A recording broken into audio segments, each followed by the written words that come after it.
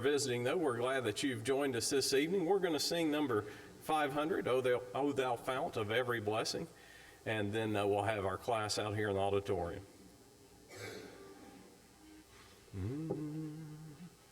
O thou fount of every blessing, tune my heart to sing thy grace. Streams of mercy never ceasing, call for songs of loudest praise. Teach me ever to adore thee, may I still the goodness prove, while the hope of endless glory fills my heart with joy and love.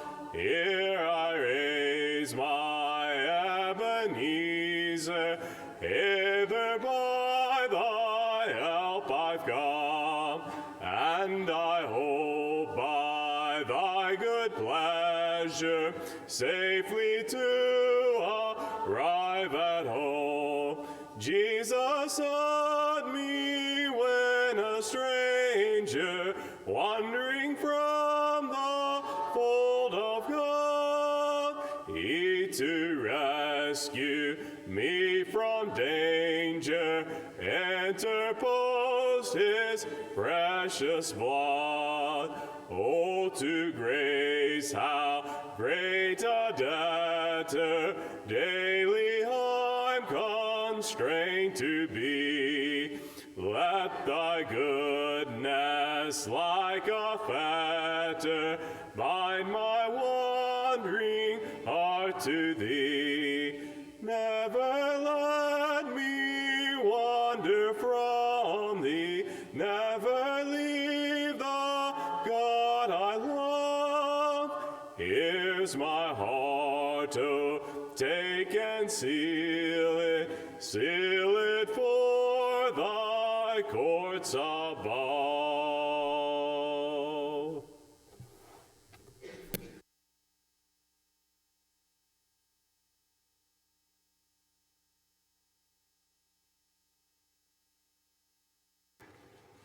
Good evening.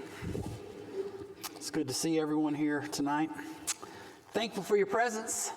Go ahead and be opening up in your Bibles to Genesis 32. We'll get there here in just a few minutes. Genesis 32. Before we get started, I do have a couple of announcements. I don't have a joke. See, you thought I was going to say I have a joke. I have no joke. I bombed so bad last week that a certain individual, I won't call by name, sent me some help. And so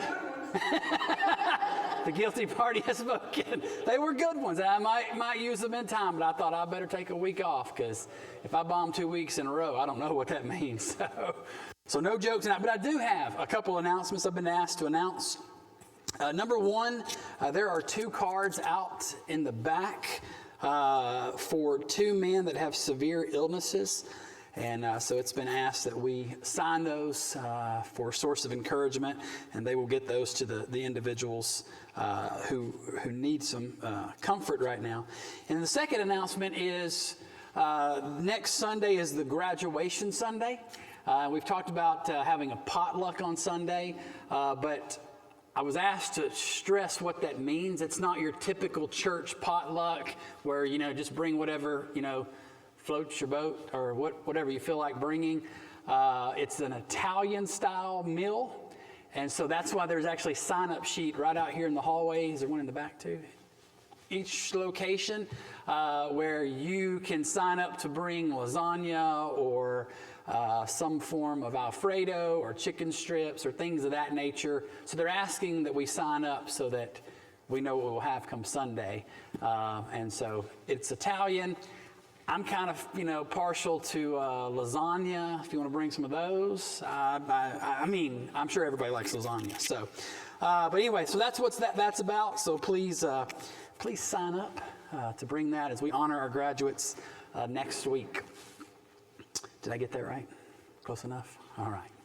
That's being announced in all the classes, so I had to make sure I got it right so that, I wasn't the one that let everybody down, Well, the auditorium teacher, he really butchered it. So, there are a lot lot of things in life that sometimes can be difficult, can be tough. Experiences that we have, circumstances that we're faced with, situations, things of that nature. But one of the things in life that I think sometimes is difficult and catches us off guard because we don't always know how to respond is when we find ourselves in a broken relationship. When we find ourselves at odds with maybe someone in our life or maybe someone from our past, the idea of reconciliation and forgiveness can be a struggle. Such a struggle that sometimes it's just easier to say, you know what, I'm not going to bother. I'll just never speak to that person again. I'll keep my distance from that person, and we'll just let things be. Tonight, as we're journeying through the study of Jacob, we've come to the portion of the story where Jacob is going to have to confront his past.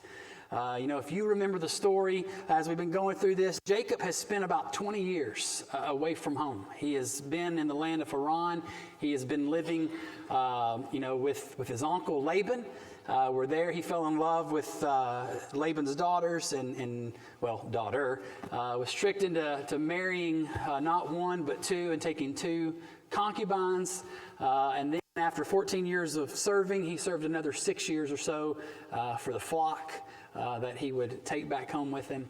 And so he's been gone for 20 years. And you remember what led him to leaving in the first place, right? Why did he leave?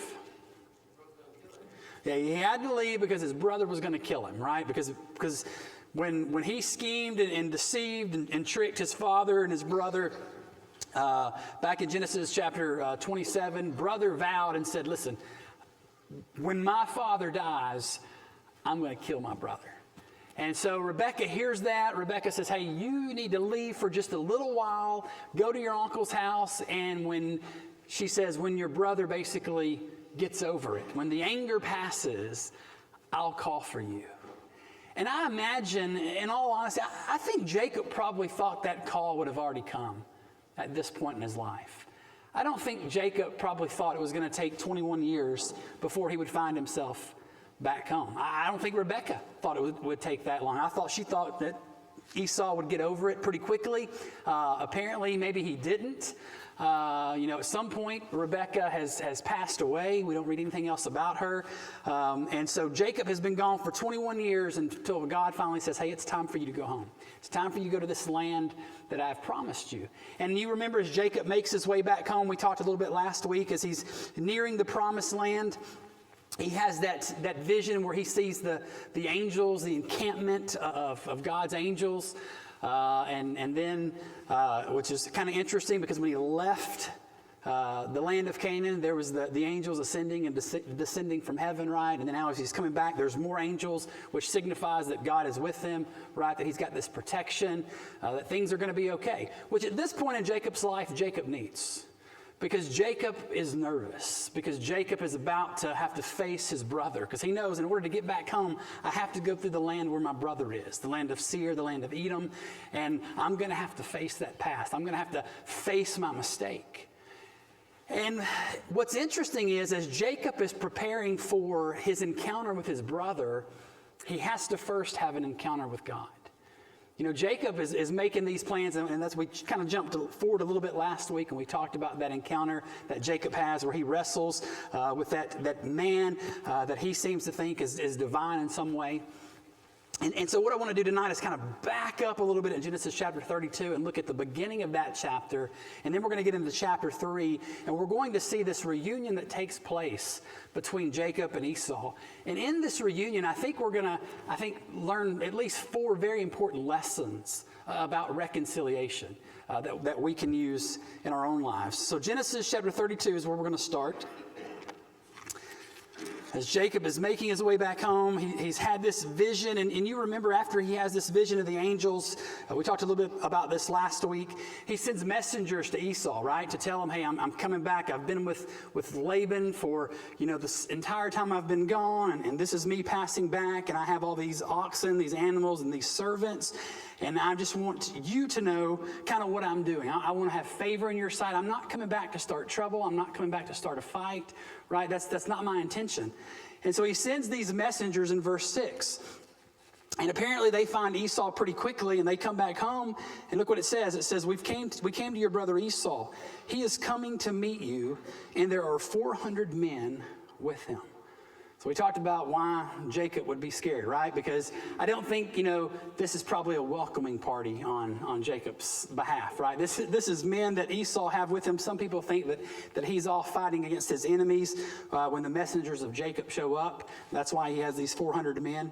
But Jacob gets word that these 400 men are with him and that he's coming to meet him. And the Bible says, Jacob was greatly afraid and distressed. Well, that makes sense, right? I mean, it makes sense for him to feel this way because in his mind, my brother's going to kill me. My brother's going to seek his revenge. And so as we think about this idea of reconciliation, as we go through this, the first thing I want you to understand about reconciliation is that reconciliation can be difficult. It's not easy. Look what happens. Starting in verse 7.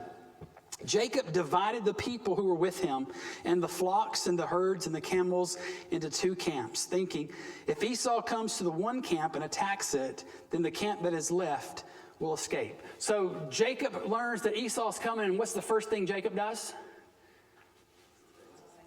All right, he splits his camp, right? He divides his camp. If my brother's going to attack me, attacks one part of the camp, well, at least maybe the other one will make it free, right? He's trying to think, how can I at least have something left when this encounter with my brother is over? So the first thing he does is he divides his family. But then notice the second thing, verse 9. Jacob said, O God of my father Abraham, the God of my father Isaac, O Lord, who has said to me, now that phrase is going to be important, the God of my father Abraham, the God of my father Isaac. He's never finished that statement up until this point. Return, O Lord, the God of my father, the God of Isaac, O Lord, who said to me, this is a prayer now, return to your country and to your kindred, that I may do you good. So the first thing he says as he prays is he reminds God, hey, God, you're the one that told me to come back. You're the one that has told me I need to go home, and my brother's here and he's coming out to meet me. So God, you have a little bit of a responsibility here. He goes on to say, but I am not worthy of the least of all the deeds and the steadfast love and all the faithfulness that you've shown to your servant. For with only my staff I crossed this Jordan, and now I have become 2 camps.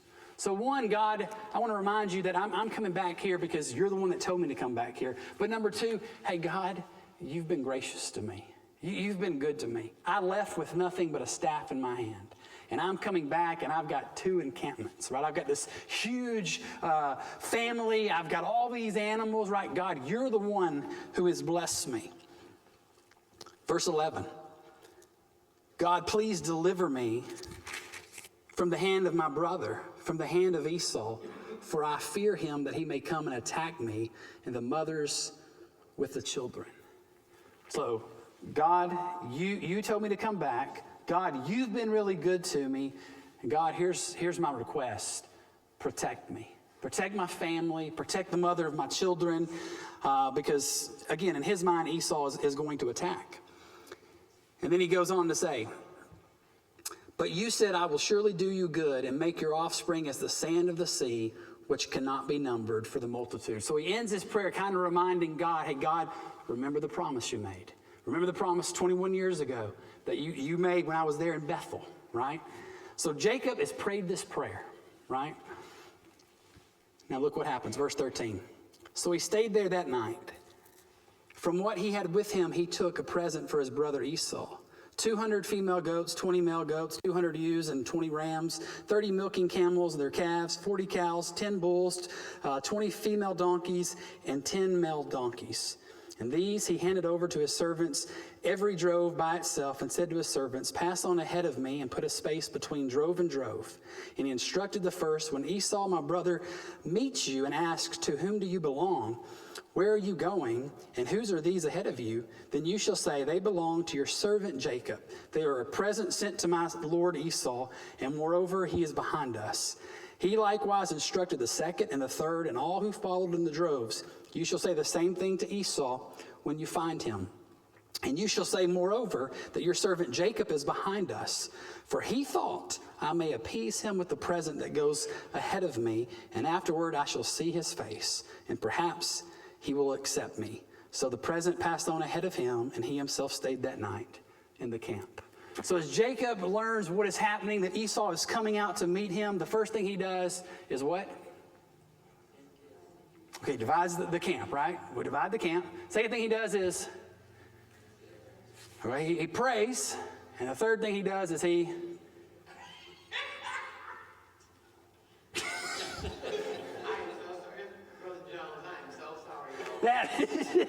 Brother Jones' fault. And the third thing he does is what? He sends presents. Now, why is he sending presents? To soften him up? Oh, hold on. We got to get the mic. Got to have the mic. It's important for YouTube, apparently. So let's just get on the mic. Get on the mic. Go ahead, Philip Heffington. Well, functionally speaking, Hold the mic closer to you. functionally speaking, getting the birthright really didn't accomplish anything. He had to move away. He had to start from scratch. And so, whatever Esau thought he lost out on, okay, the reality is, except for the prestige of that, and in particular, the promise of God, but I don't think Esau or Jacob was really worried about that at the time. But Right. just functionally speaking, what he's going to give him was a whole lot more than he got as part of the birthright, a ton more. Yeah. He didn't get a single animal or anything. He had to go and work for 20 years to get 2 wives. And 2 concubines. Yeah. Right? Yeah, you know, it's interesting because here's what Jacob is doing what all husbands who find themselves in hot water do, right? He's trying to buy forgiveness, right? Like, I messed up 21 years ago in how I treated you and what I did to you, so let me right that wrong by giving you some presents, right? We would give flowers or chocolate or take them to dinner or something of that nature. Jacob realizes how much he's messed up, and Jacob says, I'm going to send all these animals. And it's interesting because the estimated, like scholars estimate, like how much all that would have cost in that day and time.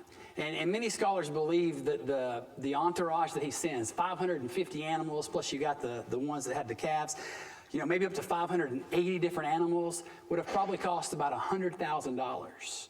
Now, that may not sound like a lot in our day and time. Personally, I think $100,000 is quite a bit in our day and time. But it was a whole lot of money in that day and time, right? And he sent them, and notice how he's not sending them all at one time, right? He's sending them in droves. What's the purpose of sending them in droves? Right. So, do it. Okay, if he kills that group, maybe. If he, He can take the others back. okay, maybe if he rejects it, he can pull the animals back.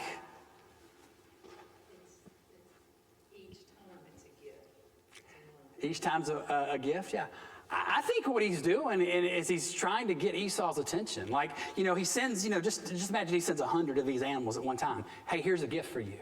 A few hours later, here comes 100 more. Here's a gift for you, right? And it just continues to come, and there's this idea, if you're Esau, like, whoa, my brother is really going above and beyond, right? You know, I think about like when grandparents with grandchildren, you know, like my boys love when the grandparents come, specifically Miranda's parents, because when Mimi comes, Mimi brings presents. And Mimi brings droves of presents. You know, they just like keep coming, you know, and it's like, stop spoiling the boys. You know, they're going to expect gifts all the time. You know, but that's kind of what Jacob's doing here, right? He's trying to appease his brother because he understands, you know what? Reconciliation is difficult. He may not forgive me. Remember the last time 21 years ago, he said, I'm going to kill this guy. And now he's coming at me and he's got 400 men. And in Jacob's mind, that's exactly what he's coming to do. So Jacob's trying to soften things up. I just had a question. The mic's only for comments. So, well, that's what I tried to tell him, but Go ahead. so in my head, I'm just curious as to Jacob's going to give him all these animals, but yet they said, he's coming with 400 men. So if I were Jacob, I'd be thinking, does he really need all my animals? If he has 400 men, what else does he have that I don't know of? Like, do we know anything about what Esau had versus Jacob at that point? Esau has plenty, and Esau is going to say that when Jacob comes to him and he's like, "What's the deal with the gifts? I don't need your gifts. I have enough." I think what Jacob's doing is Jacob is just trying to show him that his intentions are not evil, right? Like, I am coming back. I am trying to make right a wrong from 21 years ago. I'm trying to restore this relationship, and I hope you see that by this lavish gift that I'm giving you and all these animals, whether you need it or not. It's kind of like those people. What do you give somebody that has everything? I don't know, but at Christmas, we got to get them something, right? So you figure something out, right? And I think that's kind of what Jacob's doing. This is what Jacob owns, right? Jacob left with nothing. Now Jacob has been blessed. And part of it, he could be trying to show his brother what he has, if you want to think that about Jacob. But I really think it's Jacob trying to make right with his brother, right? And so you're going to get to the end of chapter 32, which we talked about last week, the wrestling match. And so we're going to move on to chapter 33, because again, at that point, it's interesting because at this point, Jacob knows that Esau's coming. He knows Esau has these 400 men. He knows that, in his mind, he thinks, okay, he wants to kill me, right? That's what my brother wants to do to me. So he prays to God. He reminds God, hey, I'm only in this situation because you told me to come back home. And, oh, by the way, I really need you to protect me here. Kind of at this point, even still, after having that vision with the angels, still kind of showing a little bit of a lack of faith here, right? And I think that's maybe why Jacob has to have that encounter at the end of chapter 32, because Jacob has to realize at that point, he has to rely solely on God, right? That what's about to happen with Esau has nothing to do with Jacob, and it has nothing to do with gifts that Jacob could give. It has everything to do with God and God protecting Jacob and making provisions for Jacob, right? So you get to chapter 33. And look what it says. It says, "And Jacob lifted up his eyes and looked, and behold, Esau was coming, 400 men with him. So he divided the children among Leah and Rachel and the two female servants. And he put the servants with their children in front, and Leah with her children, and then Rachel and Joseph last of all." So as Jacob after he has this encounter with the angel, right, here comes Esau. He sees Esau coming, and he takes his family and divides them up, putting the concubines, so to speak, up front with their children, then Leah, and then Rachel. What's he doing? Okay, our obvious thought is he's showing some favoritism. Now, some people will want to soften this with Jacob and say, well, he's really just kind of lining them up because this is how he wants to present them to Esau. Well, okay, maybe, but we do know that Jacob struggles with favoritism later on, right, with Joseph. So I think really that's what's going on here. But there is a slight change in his attitude, because you look at verse 3. And verse 3 says, "He himself went on before them, bowing himself to the ground 7 times until he came near to his brother." So yes, he divides them based on his love, the way he feels about them. But before he lets even the concubines and those children go, Jacob goes first. If you're going to kill anybody, you're going to start with me. And I think that shows a little bit of change in the character of Jacob at this point. That Jacob, especially after this wrestling match that he has, that things are starting to change for Jacob, right? You start to see this change of heart, right? And so when you think about reconciliation, number one, reconciliation is difficult. But the second thing I want you to see is that when it comes to reconciliation, it requires humility.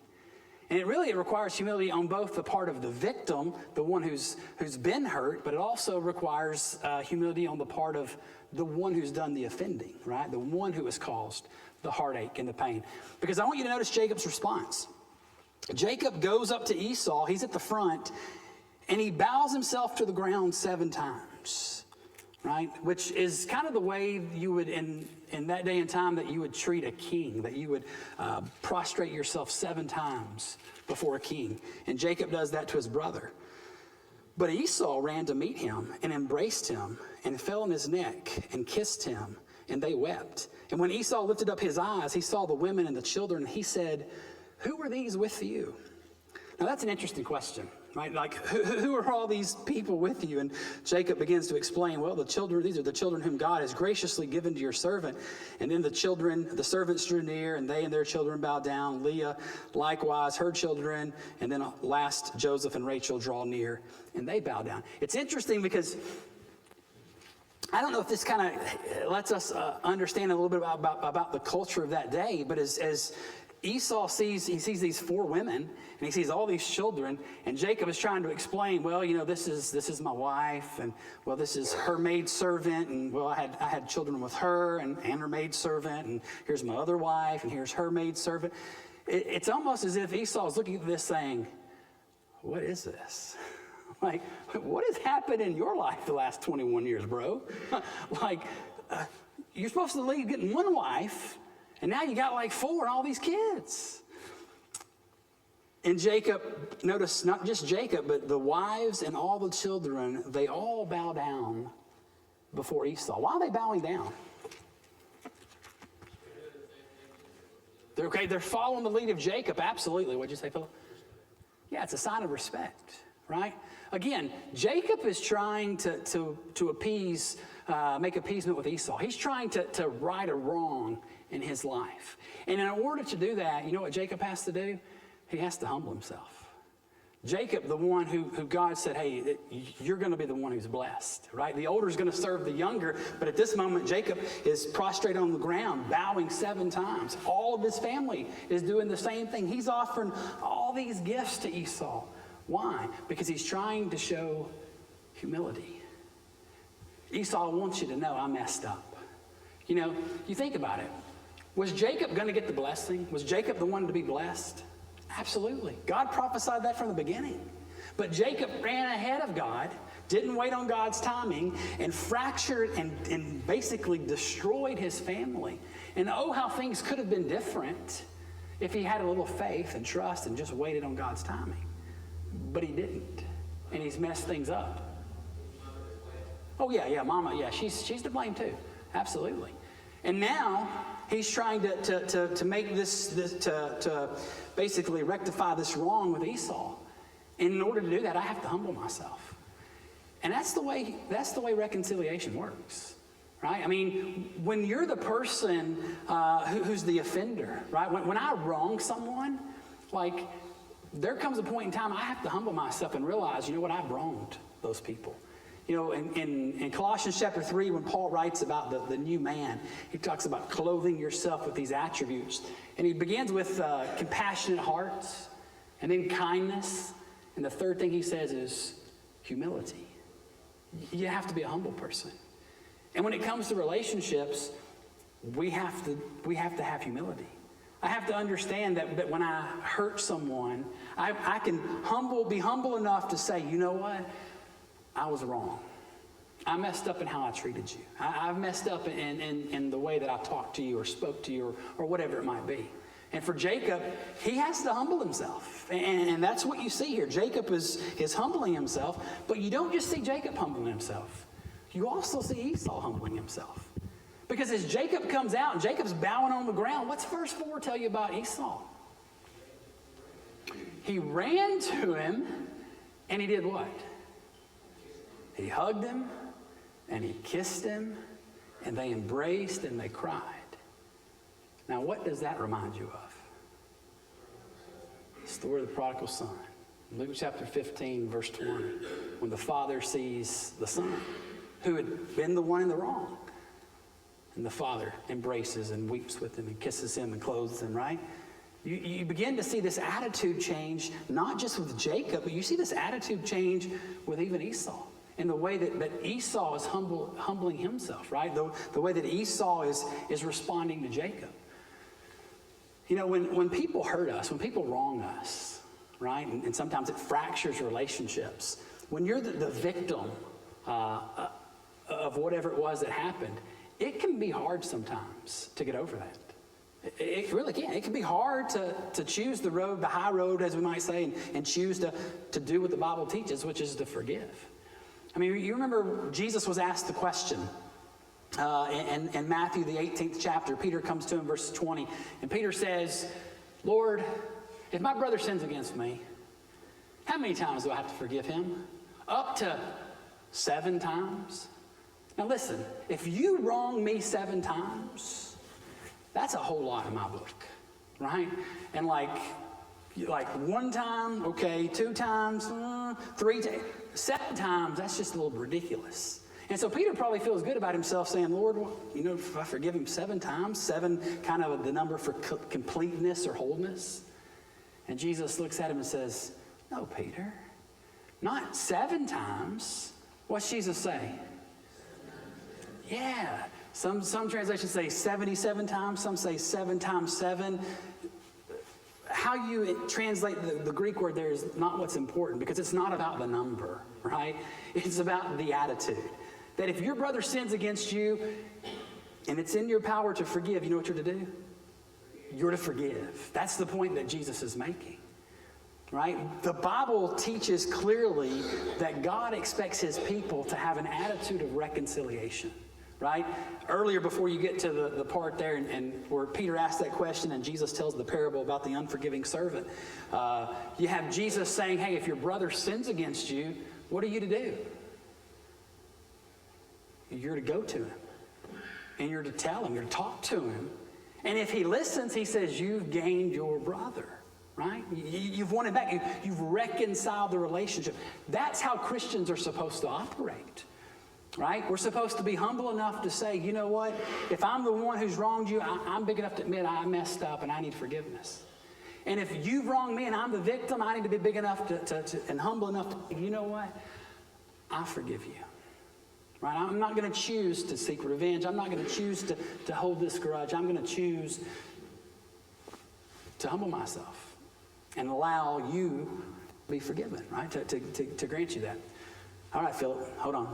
Mike's coming. Go ahead. There's a difference between forgiveness and reconciliation. Mm-hmm. And I think reconciliation requires forgiveness. Mm-hmm. But forgiveness can be entirely one-sided. Reconciliation requires both sides. Both parties.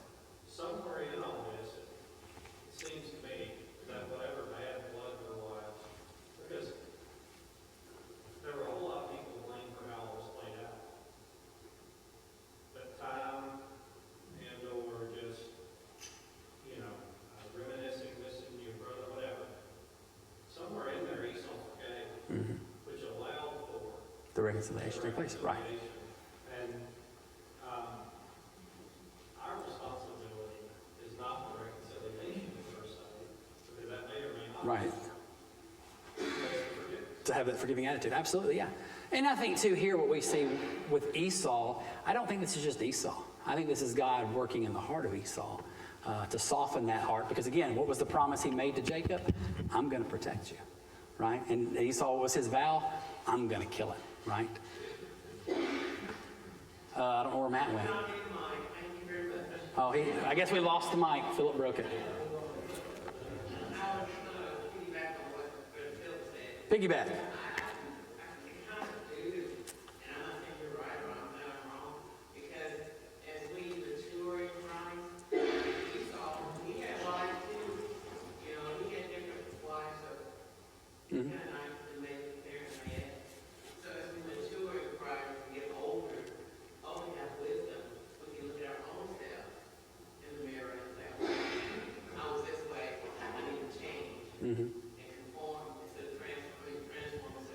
Right. So when years pass and they're both older, he's also his fault. Yeah. You know what I mean? And it's not necessarily just what they did to me.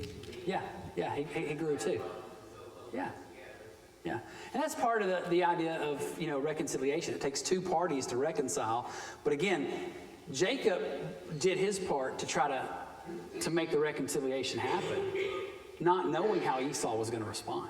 Like in his mind, I'm going to send him all these gifts, but he may kill all these animals and still come kill me and my family. I don't know what he's going to do. Jacob was just hopeful that the relationship could be restored. And I think as Christians, that's kind of where we find ourselves. Like, I can't control whether or not you want to reconcile the relationship if there's something that happened between us. But I can forgive you or maybe ask you to forgive me if I've wronged you. I can't control how you respond. Hopefully you respond the way Esau responded, right? And things work out. But that's not always the case. So notice what happens. Verse 8. So Esau said, "What do you mean by all this company that I met?" Jacob answered, "To find favor in the sight of my Lord." But Esau said, "I have enough, my brother. Keep what you have for yourself." And Jacob said, "No, please. If I found favor in your sight, then accept my present from my hand. For I have seen your face," which is like seeing the face of God, the change that has taken place. "And you have accepted me. Please accept my blessing." Same word it's used back in Genesis 27 to talk about what Jacob has stolen from Esau. "Please accept my blessing that is brought to you, because God has dealt graciously with me and because I have enough." Thus he urged him, and he took it. So what's happening here? As Esau sees all this whole company of things and the gifts, he asks the question, what's the deal with the gifts? And Jacob says, "Well, the gifts are for you, right? I mean, I want you to have these." And Esau's response is, "I have enough." And in the Hebrew, it literally means, I have enough. Like, I don't need any gifts, right? I don't want to take those gifts. But Jacob keeps insisting, "No, you need to take the gifts, right? I need you to take the gifts." And the reason Jacob wants him to take the gifts could be a couple things. Obviously, he's trying to rectify this relationship, but the receiving of gifts, the exchanging of gifts, was a sign of appeasement. It was a sign of peace. And so if Esau accepted the gifts, then Esau was basically saying, "Hey, we're going to have peace." But if Esau rejects these gifts, then it's Esau saying, there's always going to be strife between us. Like, we're not reconciling. We're not fixing things. And so that's why Jacob is pushing him when Esau says, "I have enough." But notice Jacob says the same thing in the English translation, right? "No, you take the gift, I have enough."